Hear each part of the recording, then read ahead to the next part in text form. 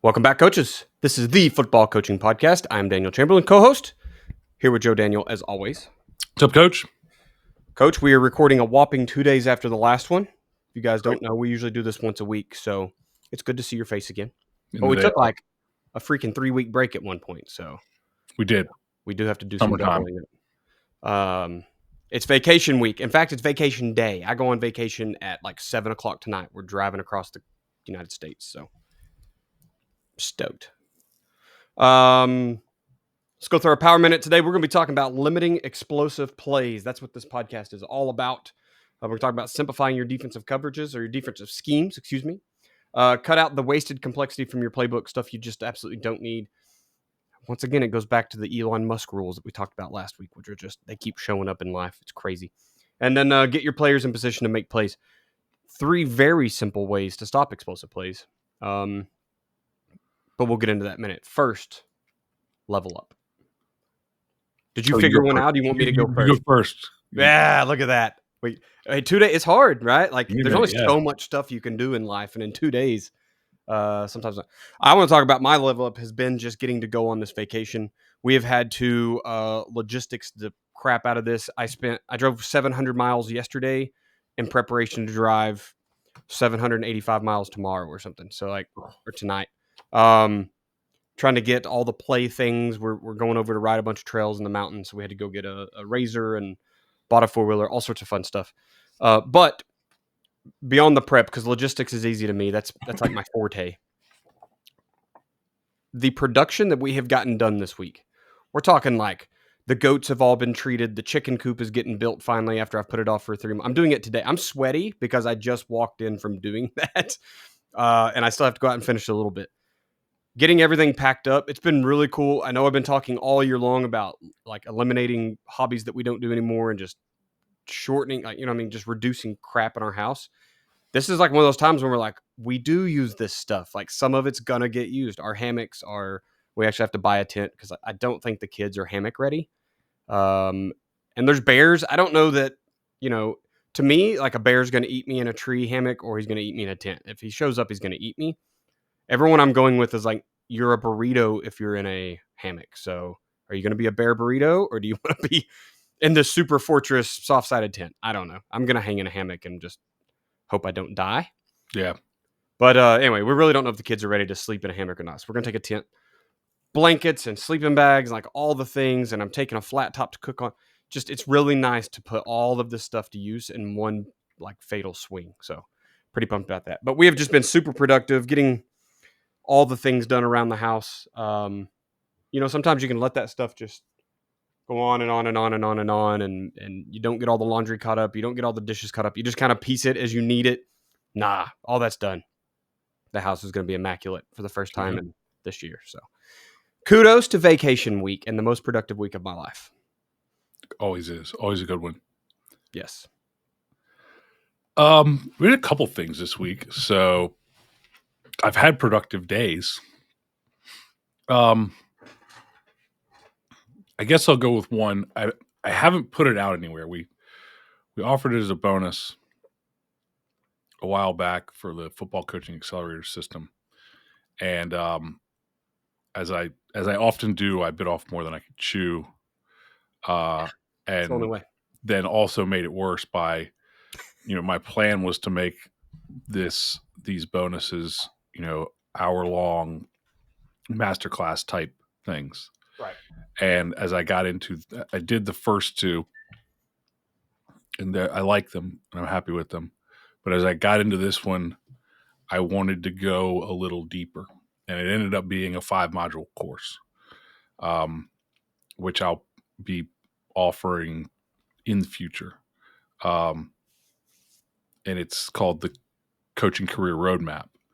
And so it is a 5-module from finding your very first coaching job to getting your first head coaching job. So it takes you through finding that job, how to get your foot in the door, how to network, how to sharpen your skills, how to prove your worth, how to get a coordinator job, how to get a head coaching position. It goes through that entire progression. Because that's one of the things we get all the time as coaches going, two things. We get coaches all the time who don't know how to get that first job. There's a lot of misinformation out there. There's a lot of, I mean, you can start with, how do I get a college job? You probably don't. I mean, it's like, you better know somebody. But then it's like, how do I get a high school job? And it's like, well, you're probably, if you're not a teacher, you're probably going to have to be a volunteer somewhere. But nobody posts these jobs, right? Nobody posts, I need a volunteer assistant for the middle school team. Right. We'll post a job. If I have an open stipend, I might post the job, but usually it's accompanied with, we have English teacher and math teacher or something like that. It's like, great. But when I post that, I'm usually looking for somebody either who is a teacher or who is, has experience. So getting that first job and stuff. And the same thing, youth level. Like, it's easy if you have a kid, right? It's easy because you need a coach, but you have to go out and ask for these jobs. Like, you have to go out and, if I wanted a coaching job right now, the first thing I would probably do is contact every head coach in the area and just you got to let them know, like, I'm looking for a coaching, if I don't want to be head coach jobs get posted. Right. But again, that didn't do you good when you need your first job. So I want to go through all of the things that coaches can do to get a foot in the door. And then I also think that a lot of times we get a foot in the door and then we are stuck because we're just showing up to work every day. Like, you're at the job that you're at. It's the local school. It's the school that hired you for teaching. And you don't know you can accelerate the time from getting that job to getting, a job that you really want or getting the next job. Like, I think a lot of people are just like they're just waiting on somebody to die on staff so that they can get moved up. Because again, there's not like a clear path to getting a coordinator job, and that kind of stuff. So that's what I put together. It was a career coaching roadmap. Really good course. We plan on doing a little extra to fluff it out, make it even more accessible. But that was completed this week. I actually recorded module 4 and 5. Module 4 and 5 should be really good because they got recorded twice, because the first time when I finished it last week, they didn't have any sound. So I redid them this week. And so they should be even better. But yeah, put that course together. The no sound bug hit my wife the other day. And look, I'm pretty technologically advanced or not advanced, but I'm good at technology. And she was like, she recorded some looms, and I'm talking like 30 of them. No sound. Looms, loom can be weird. Yeah. She was like, honey, can you turn it up? And all it was is it didn't go to my mic. It went to the camera, which has a very tiny microphone that did not pick her up. No, baby. You got to just re-record them. I can't do anything to help you. So for some reason, my OBS just flipped from the Shure microphone to default, which is this microphone, but it didn't do it right, huh? And I don't know. I'm sure I looked at it and I for some reason I recorded 2 whole modules without checking the video, and I'm learning it. You just got to click play on that thing for a second. I do that a lot of times. I've done that with Loom videos too, and I send them and I get, I get a message back from, I send this video off. We got to get this thing done tonight. Get this thing done. And I get a message in the morning and I'm like, it's like, hey, video didn't have sound. And my team is fantastic. They will try to do it based, it's usually like screen recording, and they will try to do it based on what was happening on the screen recording, but they're like, didn't have a sound. I'm like, okay, hold on. I'll be back. Awesome, man. Let's push on here. It is vacation day. I'm ready to go. So let's pay some bill. Oh, nope. Just kidding. Last week's topic, we talked about we have too many penalties and mental mistakes. By last week, I mean last Tuesday. But it would be last week release. So go back and listen to that one. We talked to a lot of ways of just increasing discipline, and not like the players are in trouble discipline, but more of the being disciplined on the football field, not jumping off sides, not creating dumb penalties, understanding situational football, etc. Next week, we're going to be talking about our players are out of shape by the fourth quarter, and I'm so pumped about this one because I have jumped fully on board of like, don't condition. practice should be conditioning. Fly around when you're playing football and be football conditioned, and then play yourself into shape. That's why we all get 3 games that don't really count. But I know that some of you are kind of old school. So, and Joe, you're probably not as ridiculous as I am with don't condition at all. So it should be a really good conversation with a couple different ways to get it done, since we'll both kind of have some viewpoints on it. So jump back next week to hear that one. Let's pay some bills. All right. The difference between a championship defense and a defense struggling every Friday night is not just talent. It's not luck. It's the system. Without a system, you scramble every week trying to fix problems on the fly. Your players are confused. Your assistants aren't on the same page, and your defense is constantly playing from its heels. I've worked with over 10,000 football coaches. Many were making the same mistakes. They're overcomplicating football, running a stack of plays with no reasoning behind it, and just calling front stunts, blitzes, and coverages from the seat of your pants. Once we get those coaches putting a real defensive system in place, everything changes. Players play faster, coaches have more confidence, and you start winning more football games. That's why I put together my latest free guide, What You Need to Know to Build the Ultimate Defensive Football Coaching System. Inside that guide, you're going to get the blueprint for building a defensive system that works so you can simplify your playbook, get your players to buy in, and take control of the game. Download your free copy right now at joedanielfootball.com/system to take the guesswork out of coaching, build your ultimate defensive system, and turn your football program around this season, which is coming very quickly. It is. It's so close. Athletic speed movement. I have to ask you a question. Are your athletes fast enough to win every single game on your schedule this year? Reality is, most football players are not. And most coaches, well, we've all got the same problems, right? That we're trying to make do with what we have. The issue is we're also still leaning on those outdated speed drills where A skip, B skip, C skip. We're doing all the things that we've been taught by track coaches, but they don't really translate to the field. You can have your kids in track all offseason. You can run sprints till the sun goes down and live in the weight room. But if your athletes aren't getting faster where it matters, in pads, in space, on game night, then you're wasting valuable time and reps. That's where athleticspeedmovement.com changes everything. You're getting real football speed development. This isn't theory. This is built specifically for our game with progressions, drills, a full program that works at every level of play. If you're a middle school coach, a youth coach, high school coach, maybe you're a semi-pro coach, we have got a program that will work for you. It's all designed by Del Basquette, a guy who knows the game at its highest level, being the very first speed coach in the NFL, and he now has it backed by results on fields all across the country. Collegiate players, high school players, thousands of players have worked with Del Basquette. So don't keep guessing at your speed work. Go to athleticspeedmovement.com right now and start turning your team's speed into a real competitive advantage. Let's jump into it here. Part 1, as is the theme of the football coaching podcast, we have to talk simplicity. Right? We're talking today about limiting explosive plays. We're giving up too many plays in the pass game and the run game. Doesn't matter. We're giving up. And everyone tracks explosive plays differently. And I feel like sometimes we change them, we move the goalpost, if you will, if we're talking about if we have them or we're giving them up. So pretty standard. You're just giving up really big pass plays and really long run plays. You put numbers to whatever it is. We're going to talk about some ways to kind of eliminate those or limit them. You can't eliminate them, I think. The other guy gets paid too. He's going to find ways to get open. But we do want to limit them against our team. And we're going to start with simplifying defensive schemes. Yeah, again, explosive plays can mean, you can say, well, it's 20-yard plays, or you can say 15-yard runs and 20-yard passes, or 20-yard runs and 25-yard passes. Whatever it is, you know it when you see it. It's a bust. And, if you were really being honest, you wouldn't worry about the numbers. You would watch the film and go, that was a bust. If it went for 18, but it was a bust, it's a bust. Right. Just, that guy was a little bit faster. It's an explosive play, but we ran him down at 18 yards. Right. Whatever. There are explosive plays happen for 3 reasons. So I think the first thing we do is, this is 3 categories of explosive plays.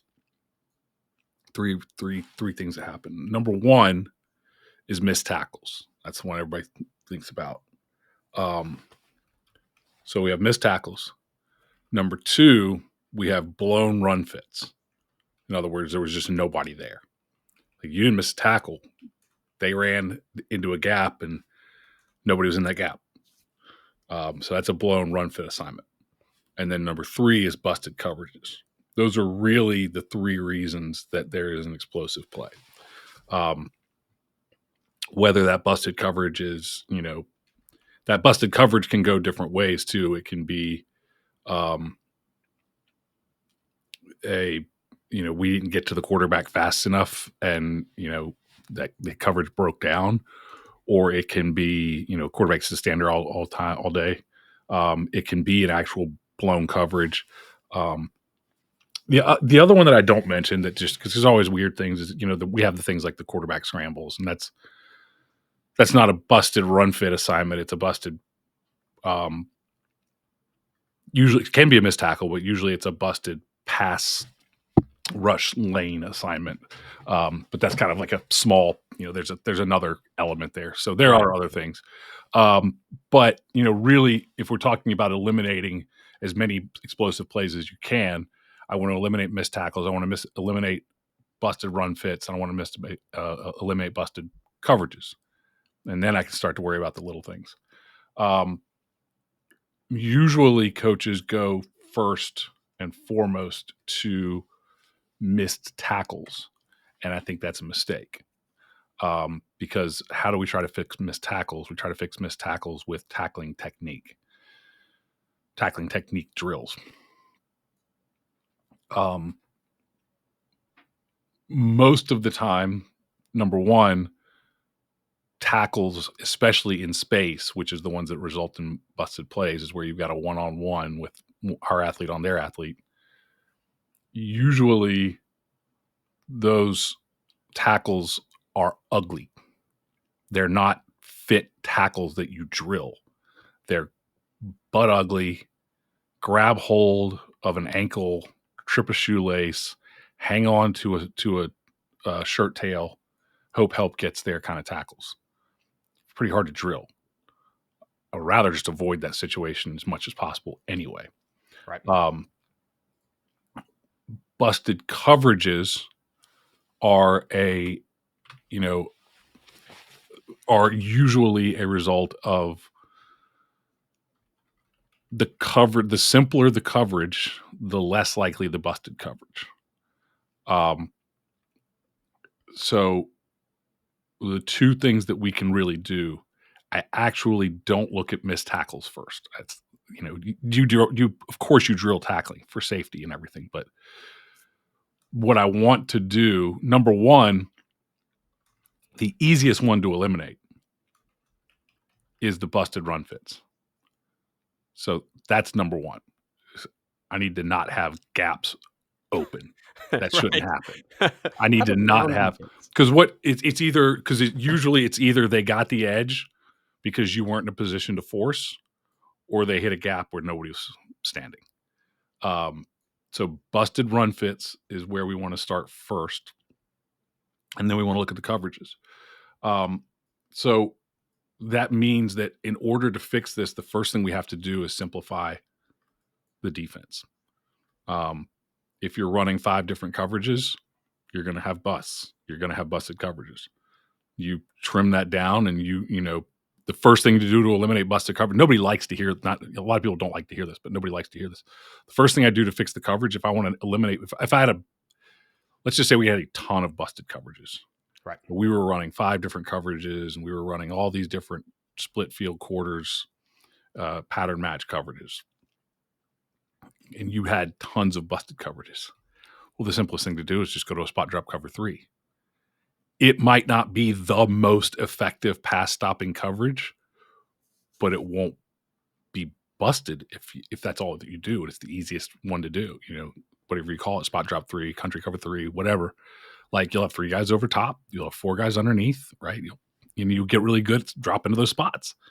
So now, I'm not saying that that's the solution for everybody, but if you gave up 50 touchdowns on busted coverages, then it's a good starting point, right? Like, there's a fix. You give 5 touchdowns a game because you were just horrible in your coverage, or you, even if you trim it down to a split field coverage, then it's still better. Like, if all you run is 2 read, now I don't love that for the run fits, but like, if all you run is 2 read, like, as long as that's all you do. By the way, that's kind of what we did when I was at Ellsworth. We ran 1 coverage. That's going to trim it down. And then we install, but we really want to focus on our run fits first and simplify the run fits, simplify. And that starts with taking, trimming the fronts. Let's line up and be good at something first. Not worried about, not worried about tricking the other team if it's tricking our players. Is really, we've got to strip all this stuff out. Strip the blitzes, strip the coverages, but strip the blitzes, strip the multiple fronts, strip it down to the base front, whatever it is. I don't care what it is.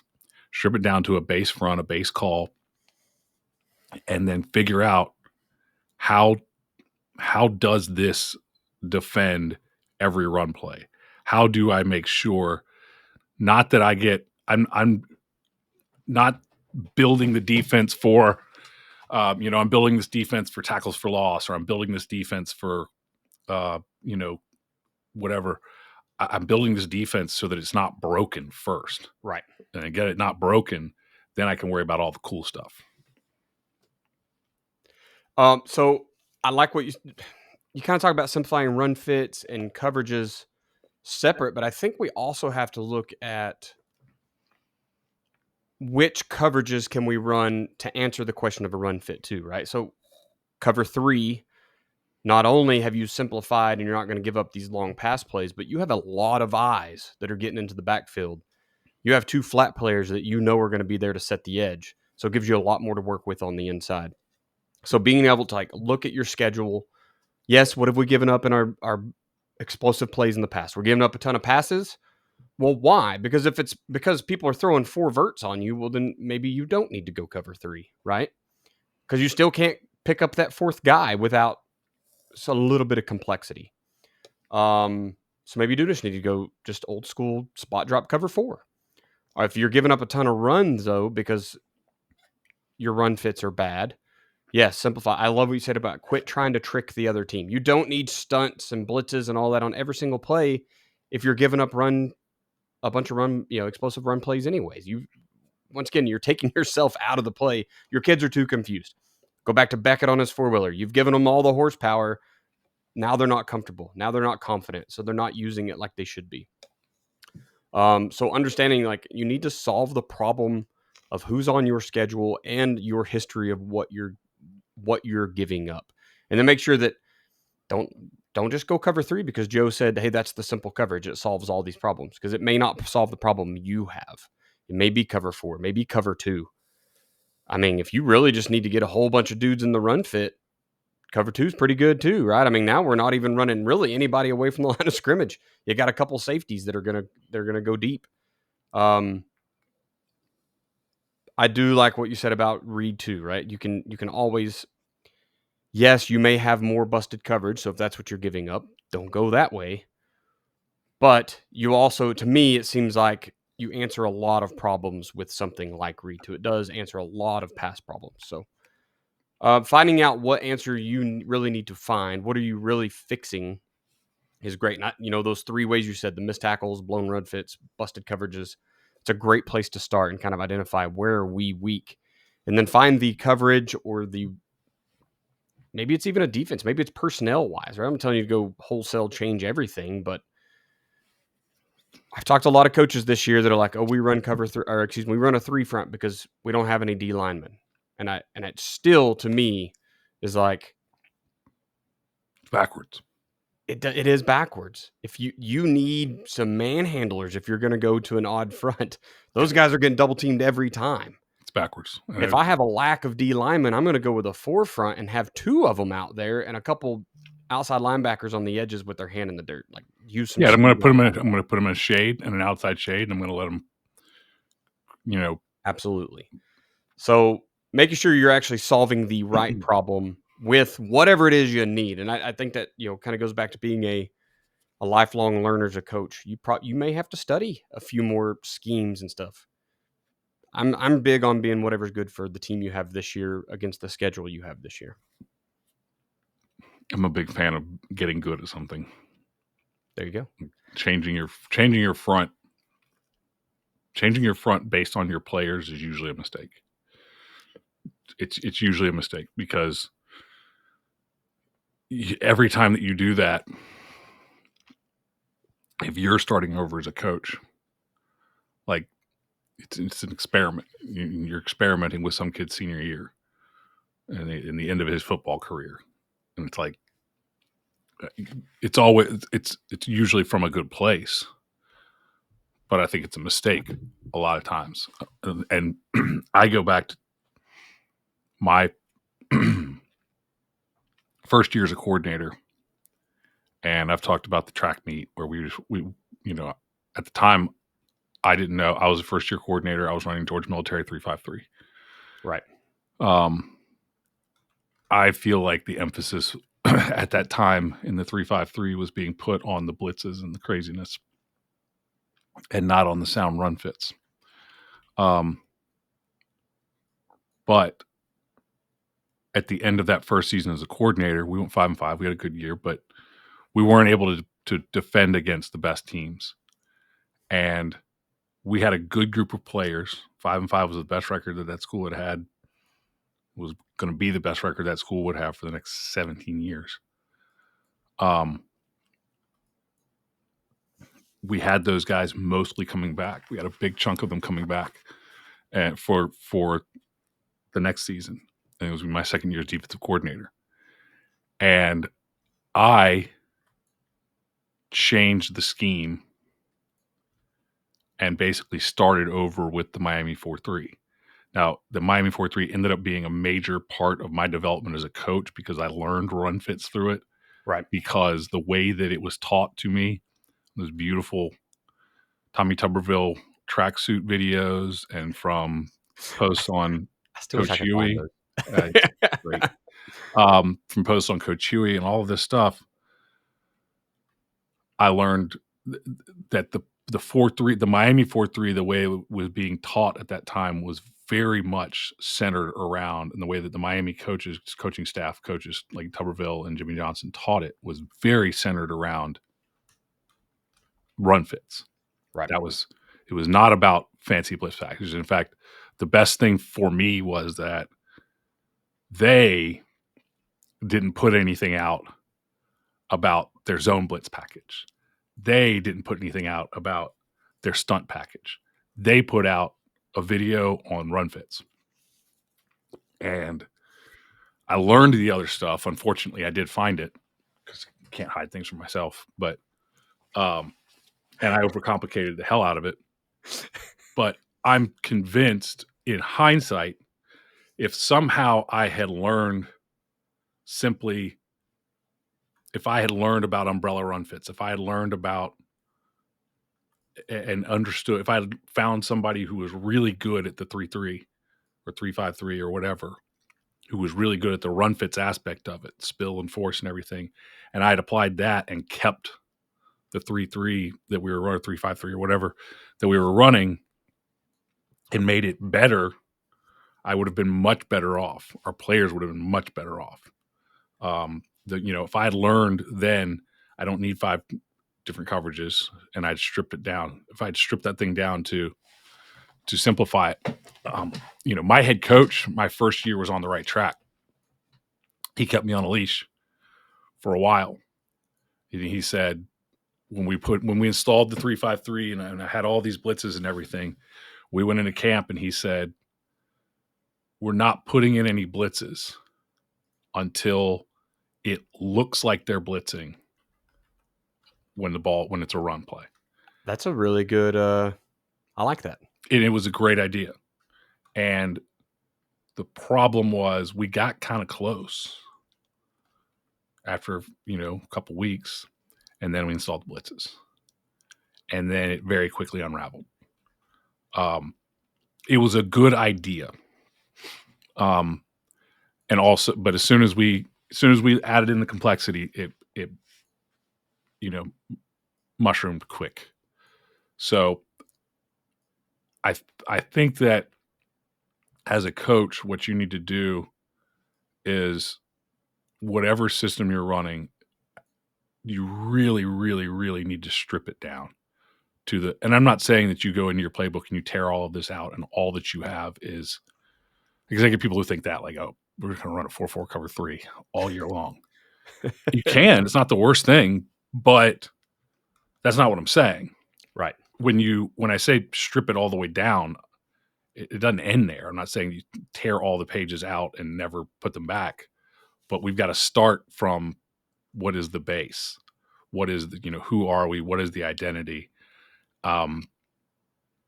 There's, you mentioned the opponents that you're playing. There's the idea that we're going to match this stuff to the opponent that we're playing. Well, your base should be pretty good against everybody. There's the extremes. There's your double wings. There's, your wide open, empty short passing game type stuff and whatever that you're going to have to make some adjustments for. But from the vast majority of offenses that you play, your base should be sound. And so if you're like, if your thought process is what's the best against a wing T, that's not the first. The thought process is how does our base fit the wing T? And then we can add in some things later, but we got to have the base first. And you have to have an identity. You have to, and some people do it differently and they do well. And I'm like, when I see their film and stuff, I'm like, you're just better athletes. Like this isn't working. You're just better athletes. That's seems to be like all the things in football. Yeah. You're blessed. If you're making videos for Coach Tube, you probably have had better athletes. Yeah, you're fortunate, but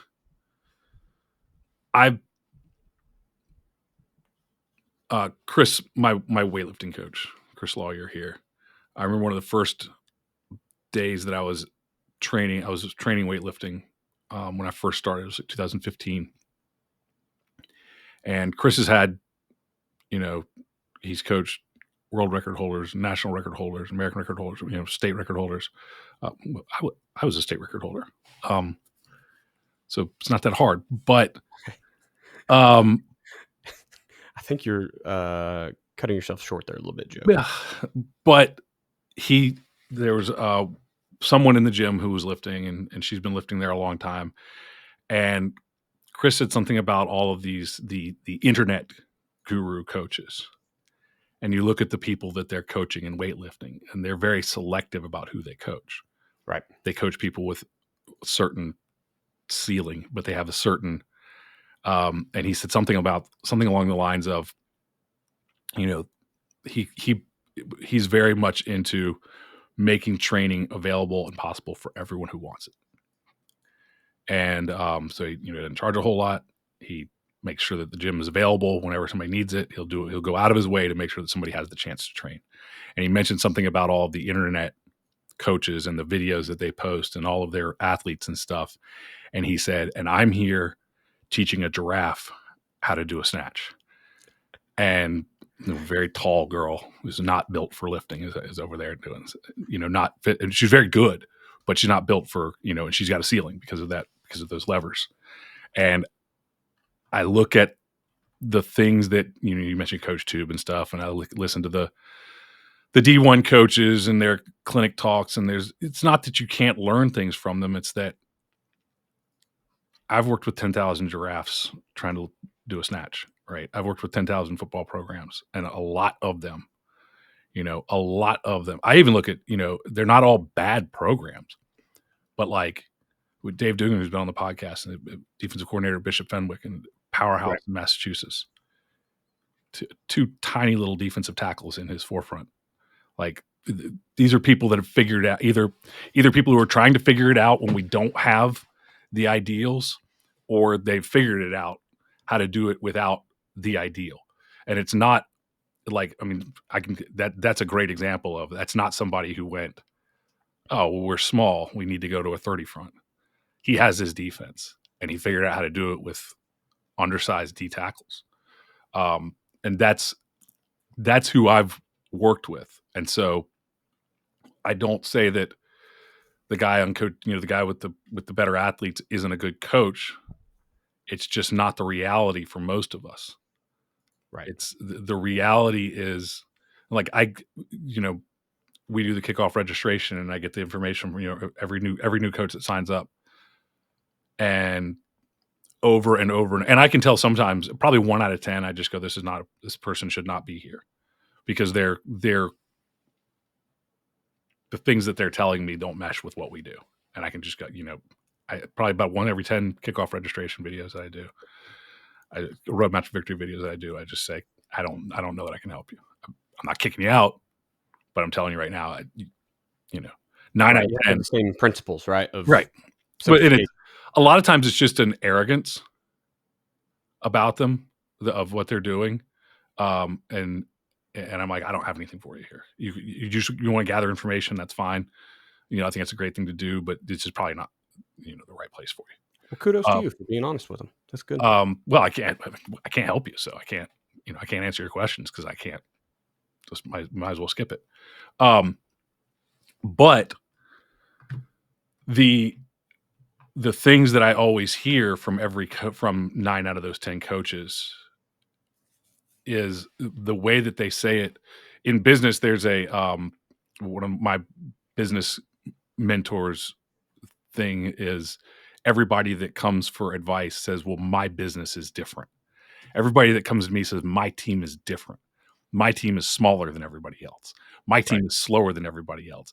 My team, kids don't come to the weight room. My team, we don't have very many players. My team, our coaches are inexperienced, or I don't have any good coaches, or I'm not an experienced coach. My team is different. But probably 80% or more of the things that of the new coaches that come in have the exact same, my team is different. They might have different, some things are more than others. Maybe you're just starting the program for the first time. Maybe it had a winning tradition, but things soured and now kids don't want to play football. And maybe this team only has 2 coaches. Maybe this team has 12 coaches, but they all suck and shouldn't be there anyway. It's like, but at the end of the day, your team is like, this is what we're working with. This is what we're doing. And so those teams, the teams that I work with, need to strip it down and simplify it first before building it out. Yeah. So that kind of moves to our second point, and you mentioned a couple times already, just removing that wasted complexity, or cut out that wasted complexity from your playbook. Right. And you've already touched on, like, a coach wouldn't let you install blitz until it looked like you were blitzing, right? So your reads are so good that you're just firing off. And honestly, talk to people like Con Chase, who's like, we don't need to blitz. We're just going to play base. Con, we're so good that Bill Weiss, Brian Wilby, Oosberg had to, these are some of the best coaches that we've had. Down at Adair, Bradbury. Yeah, Adair. Yeah. Same thing. Yeah. Is it Adair? Brady Bradbury. Same thing. Basics. You look at their teams. They're not special kids. I'm sure they're great kids, but you're not sitting there looking at going, that's why. Like, you don't look at the team photo and go, oh, that's why.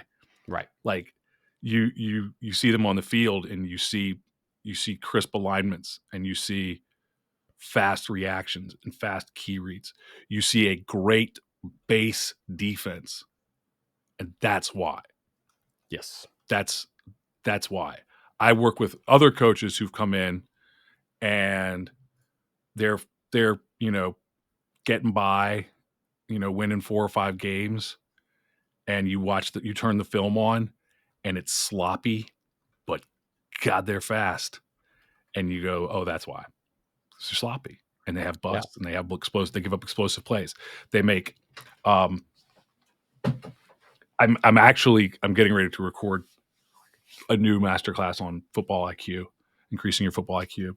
And one of the stories that I'll be telling in that one is when I came to Colonial Heights, the school that I've been at for the last 4 years, had won 4 games in the previous 3 seasons, had not had a winning season since 2005. This is 2021. They had not. They had been through multiple coaches, multiple coaching staffs.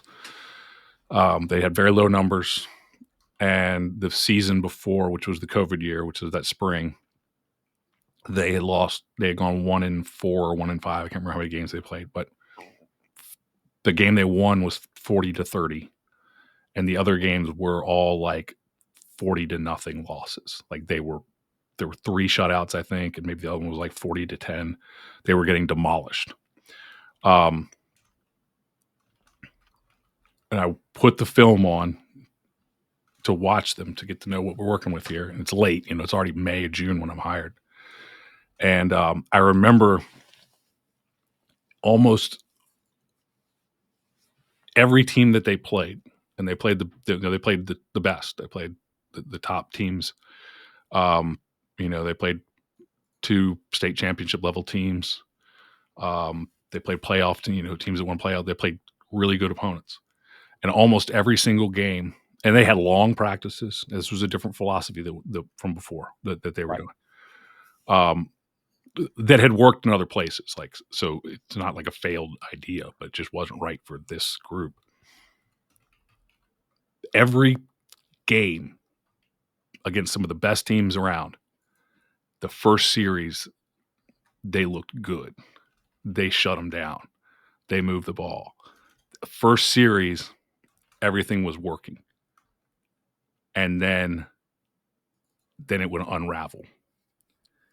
It wasn't that they couldn't play with those teams, but they couldn't get away with anything against those teams. They couldn't get away with anything. They had to be perfect. They had to be. And we ended up going 4-6, but 3 of those wins were in the last 4 games. Because I think, and I don't think that happens if we didn't simplify everything and then ride it out and stay simple. We wrote it out. We had a couple games at the beginning of the season we were competitive in. We went through the gauntlet in the middle of the season where we got ripped. We lost a close one, lost a couple close ones, won one in overtime. Then went through 4 games of just getting destroyed. And there were 3 games of just getting destroyed. And then, well, actually we hung in those games pretty well considering. But then we won 3 out of the last 4. And I think it's very much because we kept doing the same things. Stripped the playbook down and then left it stripped down because we weren't getting it. And then as time went on, we started to get it. Blocking got crisper, run fits got better. Because when you have 27 players on your roster, and I don't even know if we had 27 at that time, when you have 27 players on your roster and they have 60, just sheer numbers. We're one of the smallest. We're one of the smallest schools in 3A football. We're playing 4As and 5As, and we're playing big 4As and playing 3As that are almost 50% more students than us, right, in the school. So, when you play teams like that, and they're elite level teams, and so they get kids transfer because this is the reality now. They get the kids that transfer in. They get the kids that transfer to Fort Lee, and they go there. They don't come to us, because the money's better. And it's Fort Lee again, by the way. But I heard. It's a different league. Different general, different league, but yeah, league. different league. But the reality of the situation. I want to go back to why we don't focus on missed tackles. The reality of the situation is they have 60 kids. We have 27. They're getting the best transfers. We're not. Nobody's transferring here to play football. They might transfer here because they think they can play football for us. And they're like, if I go to those guys, I can't play. So that's what we get. We get their backups, maybe. The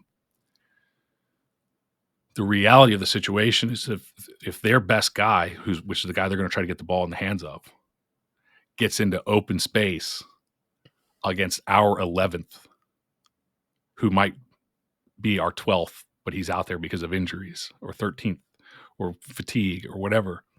If those two get in open space, no amount of tackling drills in a one-on-one, no amount of tackling drills is fixing that. I got a kid that's going to play in the SEC with the ball in his hands against a kid who should not be on a varsity football field right now. He's a freshman. He's a sophomore. He's not developed. He's not ready. That's an explosive play, and that's why I always say, look,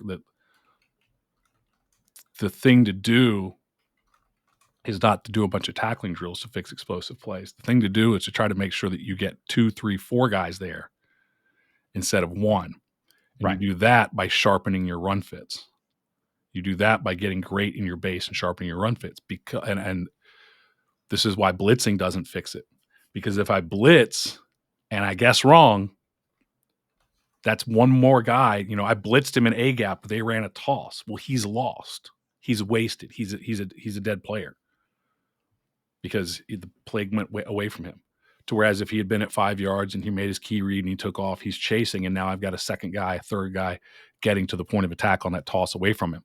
So blitzing will result in more of those open field one-on-one situations that result in more missed tackles.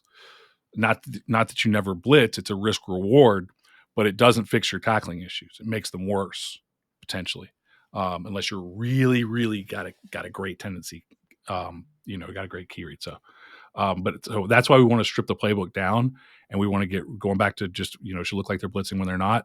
You want to get so good at your key reads that it looks like they're blitzing when they're not. And you want to do it from the standpoint of 80-20. We're going to simplify this thing down, and we're going to teach the 20% of things that I could teach this kid. So, like, I don't teach linebackers, inside linebackers. I don't teach them pass drops. I don't teach them a high hat read because not many teams are good at throwing over the middle. And so what I'm going to teach them is, if he pulls follow, if he doesn't fill. And that's 20% of all the things that a linebacker could look at. And it's going to get us to the right place 80% of the time. It's going to be, and, I had a question come up on the chalkboard forum. I don't remember exactly what it was, but it was, a coach laid out like, okay, we're running this and they do this. And it might have been Brady actually. Laid it out and he said that we run this and they do this and they're doing this. What happens? And I said, I think they win that one. They won that one. Now you can make a call, you can make a check, you can make an adjustment to adjust to it. But if you're doing your base and they run that play and you're disciplined in your key reads, I think they win that one. But it's like influence traps. Well, what if they influence trap? And they win that one. But I've never lost a game on influence traps. The amount of option plays I think that are coming back into football right now, you're gonna have to pull levers, right? But pulling levers doesn't necessarily mean you're adding a ton of complexity to your playbook.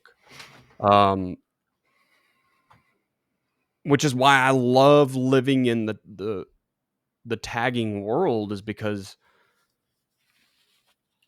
there's so many reads. There's old school zone read. There, you talked about influence traps. There's RPOs. And we're just talking about coaching defense against these crazy offenses, right? Now we've got stinking bash, which is just another defensive end read.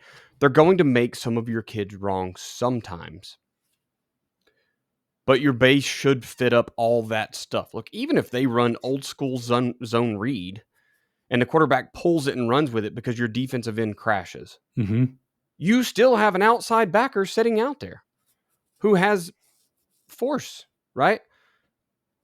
Maybe some other guys are going to have to reroute, but your alley players should be reading it correctly and coming to help. And you should have a force player standing out there. So even if they do that, they've really ran themselves into a lack of hats. It's 1 versus 2, right? Like, your base should cover down on most of that stuff. We should have the linebacker in a gap exchange on him, though, because he's not getting a pull read. So that again goes to how refined, what are your key reads? Why we read the guard primarily is because, linemen don't lie, and I know there's influence trap. Linemen don't lie nearly as much as backs do. Right. So if you try to read the backfield, there's a lot more lies being told. Yeah. Anyway, yeah. So I think taking complexity. Also, I feel like, look, I've been a first-year coach that was a defensive coordinator, and we added things just to have things. Yeah.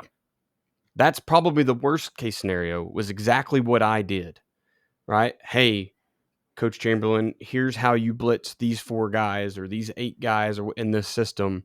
Do with it what you will. Well, what I remember from high school football was the blitzes always hit. What I don't remember is they were being called in very specific situations to make them hit, right? And so sometimes when we talk about cutting out that unnecessary or wasted complexity, that's where it is. It's that you're drawing up America's Fire Zone because it looks really cool, and now you got to run it because you drew it up and you have no idea when to run it. and now you're using it incorrectly. So it's like less is more. Less is going to be more in this situation for most. I feel like most people. Let's jump in the last part here, Joe. We're going to talking about players and getting your players in position to make plays. We've done this to death, and we can name a million different. We can talk about Coach Shackelford and his study on his state championship teams, and right, 70% of the explosive plays were because of alignment. And I mentioned the AFCA article by Tommy Spangler at Georgia Southern, when he's defensive coordinator at Georgia Southern, I believe. He's still at Furman as a special teams coach, but breaking down whatever supercomputer they had in 1994, breaking down film and getting his report back, and it was the same thing, alignment. I've done studies. I did a JDFB film room, and I'll do another one on another season soon. But I did 2022 season explosive plays, and I just went through and said which lever I would pull to fix these explosive plays, and a lot of them, probably about 40%, were alignment. Now, I think we have less because we stress alignment so heavy, and so many of our teams are stripped down to Coach Simple. Our game film analysis is a lot of our platinum clients, and they're committed to Coach Simple. So right. It's probably a little bit different there. But even still, with as much emphasis as we put on alignment, start right to finish right, 40% of the plays were alignment mistakes. And again, that's why you're never going to eliminate this, because kids are kids, and and humans are humans, and there's going to be mistakes. But the most important thing that you can do in starting out to eliminate explosive plays, if from this standpoint, because you may look at your kids, and I hear coaches say this all the time, my kids just aren't aggressive. Well, that's not a thing. We'll be okay. We can fix that. That's what we do. That's the Coach Simple philosophy. My kids don't want to tackle. Yes, they do. I promise you they do. They want to win. They want to be good. They do. But I hear that sometimes. But the beauty of this is every kid can align right. Every kid can stand in the right spot. And if you give him simple enough rules and you stress the details of those rules, every kid can do it. And, one of our coaches is a 9-man youth coach in Germany. And he sent film a couple weeks ago. And he said, I don't know what we need to do. And he's just frustrated. And he's like, I don't know if we need to put what we need to do, or do this or do that, which blitzing's hard in 9-man. We went over a whole, I can stall all quote unquote blitzes. But, in 9-man, when you're already down 2 guys, you start blitzing. It's like, you got to do things a little bit different. But he sent his film for game film analysis, and I put it on, and his kids early on, the run fits were perfect. The problem was he has very small kids, and they had a grown man playing running back, and they were bouncing off of him. They were even hitting him correctly, and they were just, and it's like, look, there is a scenario again where there's nothing that we can do about it. Right.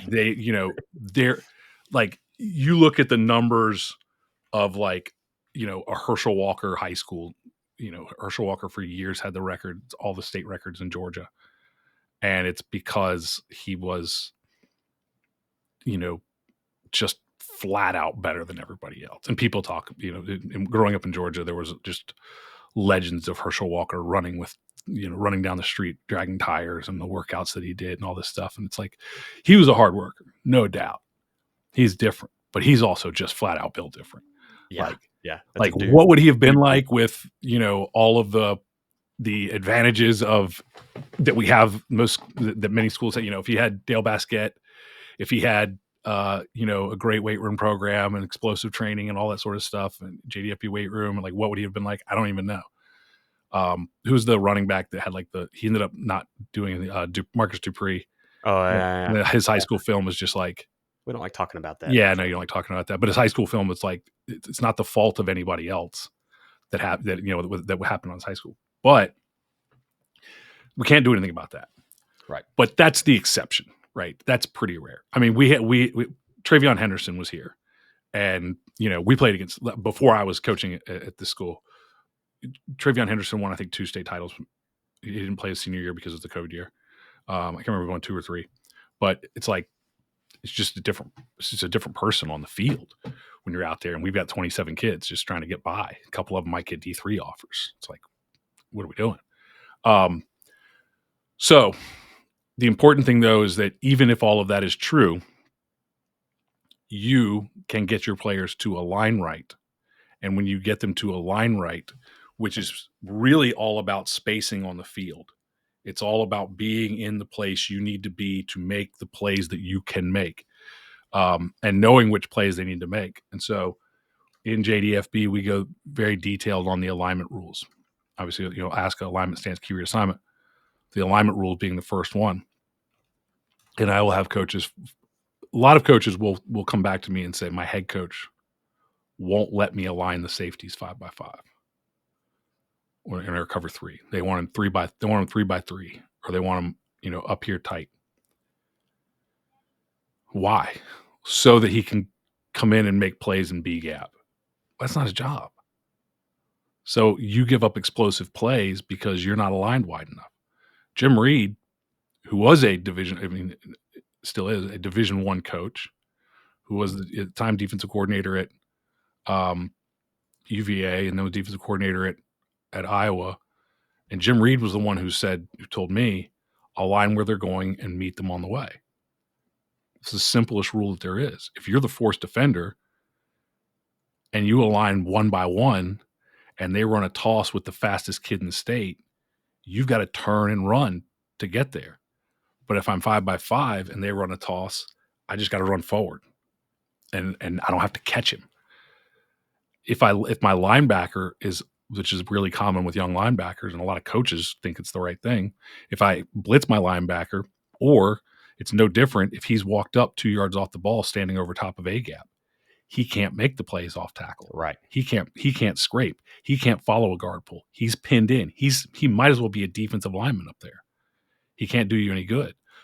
But if I back him up to 5 yards, 5.5 yards, 6 yards, however much room he needs to key read, maybe if you back him up if he's not playing well, you don't move him forward. You back him up to give him more time to make the key read so that he makes a tackle for 2 yards or 3 yards instead of not being there at all. And so those alignment things, corners are too tight. They're giving up fades, explosive play, busted coverage. You can't run backwards as fast as you can run forward. Corners who have bad leverage, corners who give up outside leverage, and corners who give up or too far off and give up easy hitch routes, and then there's a busted tackle by your worst tackler, and he's off to the races. These things, free safeties that are standing on the moon, 87 yards deep. There was the levels defense. I can't remember who had it. We used to joke about it. I always thought it was a good idea. But he was a 5.51, and the free safety was 26.5 yards deep and sprinting forward on the snap. But he had to be sprinting forward on the snap. Is there a YouTube video of this? And then he had a break point. It used to be on Coach Huey. This is where I learned it. He told me back in he's one who contacted me back in 2014 when I did the infamous episode 80 on There's Only 4 Types of Defense. I've now trimmed that down to there's really only one. But in case anybody was wondering. Yeah, but no, the episode 80 of the Football Coaching Podcast, there's only 4 types of defense, and he emailed me to tell me that his defense was, in fact, did not fit any of those categories. And I looked at it and I was like, it absolutely fits, but it's okay. It doesn't matter. You can, whatever you want to believe. Absolutely, my mind fits. So that's fine. But But again, he was sprinting forward on the snap. I see coaching Right. with the guy 18 yards deep. I remember, and I can't remember who the free safety was, but it was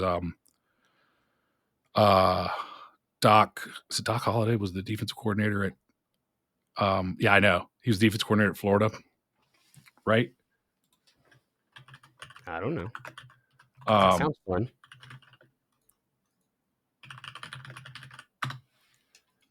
Yeah. It was Doc Holliday was the defensive coordinator at Florida. Yeah. And he's retired now, huh? That's right. He was head coach at Marshall for like a decade. But he was the defensive coordinator at Florida, and he had a really, really good free safety. And he had all this film of this guy, and he was lining him up at like 14 yards or something like that. And he was like, he's at 14 yards, free safety lineman. There's all these high school coaches, probably got kids like mine. And I was young then too, so I'm doing the same thing. And they're all like, how deep is he? And he goes, 14 yards. And I'm like, you better move yours up, because I just watched him come from 14 yards, and mine don't come from 14 yards like that. Right. He's going to need to be at 9 if he's going to get there. But then that was actually 2 years after I had a Division I. Well, I was a JV coach, but I had a Division I free safety. Played at UVA, and when we had a Division I free safety, it was a linebacker at 10 yards. I'm like, that's nice to have.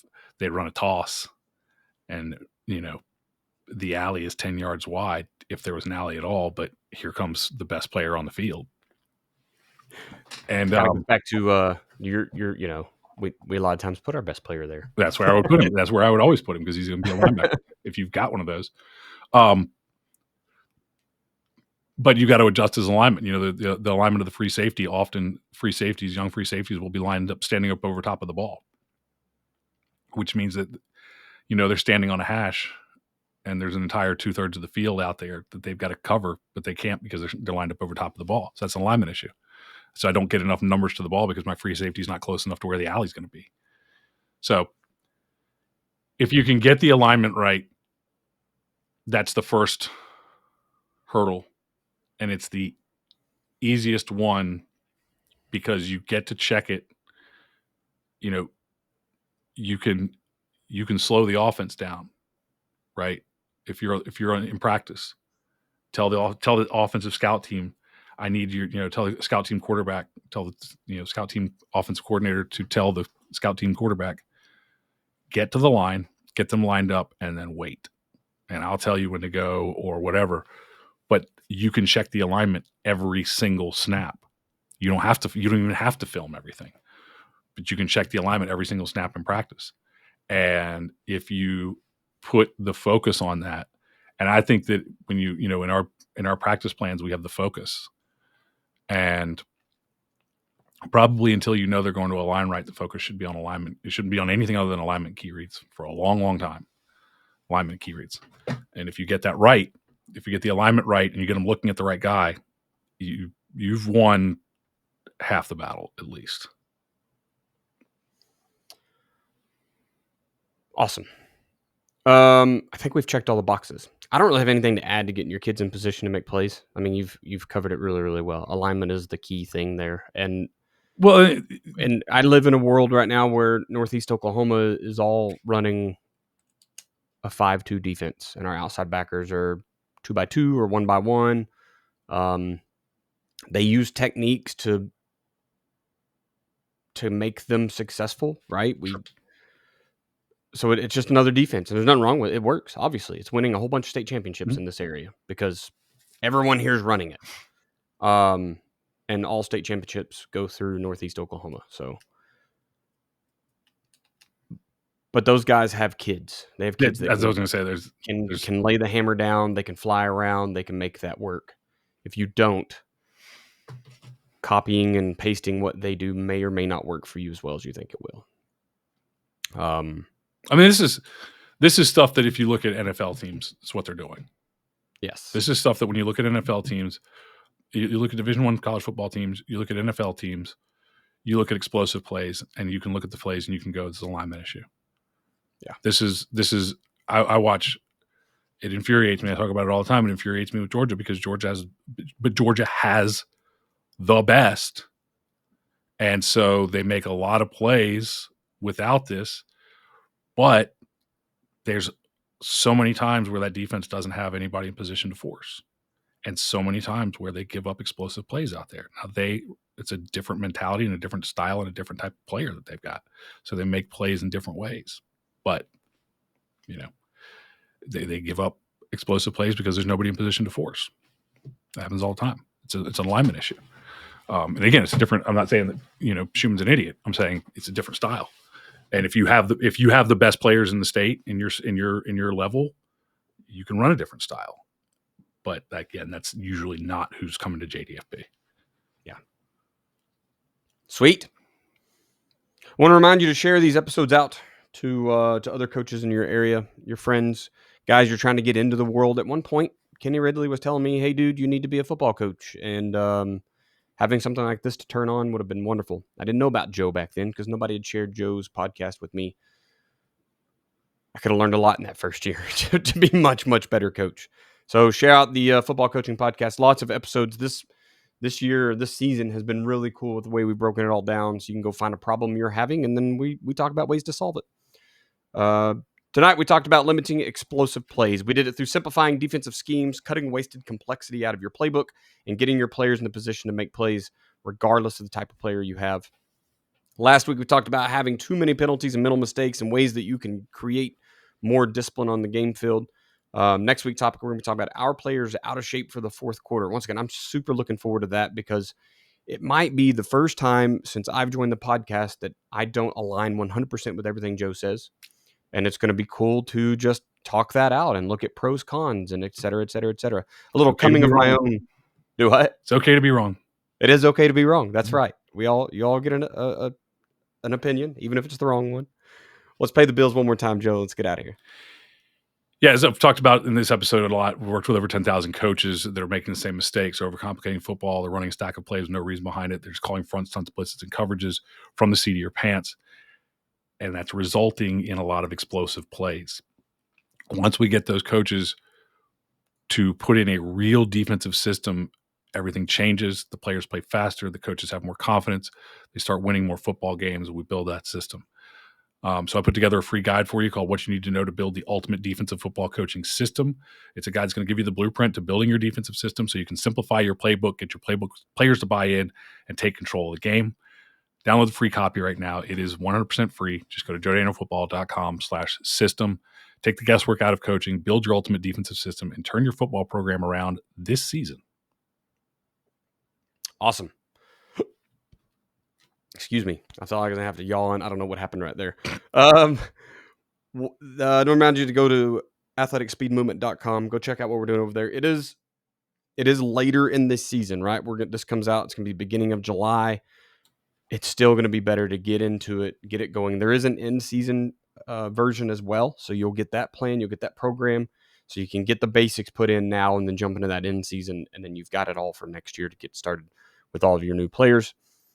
Sales opening and closing, Joe.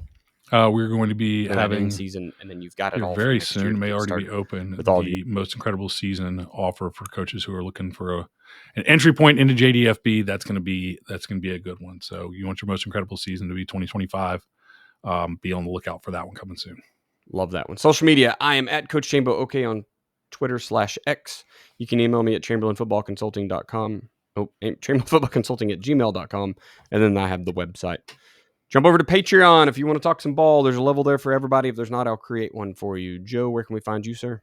JoeDanielFootball.com, at JoeDanielFootball on TikTok and Instagram, Facebook.com/JoeDanielFootball.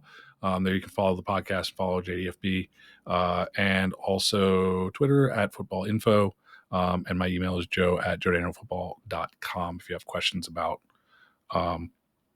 anything from... If you have questions about the systems and everything, or questions about the podcast, how to find JoeDanielFootball.com. If this is your first time listening to the Football Coaching Podcast, be sure to subscribe so you don't miss any future episodes. You can find us on your favorite podcatcher, especially Spotify and Apple Podcasts. Been listening for a while. We're asking for reviews. We ask you to share, and we're asking for reviews. That's the best ways you can help us as a podcast get the message out to more coaches, especially if you're on Apple Podcasts. That's where the majority of listens come from. We want to thank you for listening to this episode of the Football Coaching Podcast. And remember, coach simple, play fast, win.